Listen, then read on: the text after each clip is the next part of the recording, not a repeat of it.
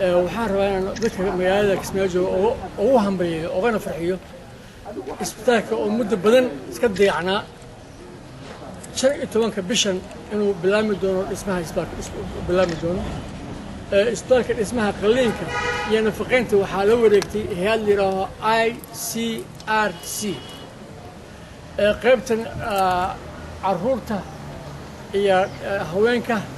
waxaa la wareegay oo MCAjada waxaa la wareegay ARC oo ah American Refugee Committee saa idin sheegay way ismuhu wuxuu bilaaban doonaa 15 bishan bisha dambana insha Allah waxaan rajaynayaa inuu shaqaalaha marka la wada qaato wixii la habeeyo inuu mushaarka u bilaabo waxaan filayaa ugu dambeyn bisha dambe isbitaalka inuu noqon doono isbitaal fiican oo shaqeeya baahidii loo qaban jiray in dibadda la aado xagga qalliinka xagga dhalmada caruurta nafaqada intaba in lagu qabto isbitaalka lagu qabto rajaynayaa insha Allah hay'adda American Refugee Committee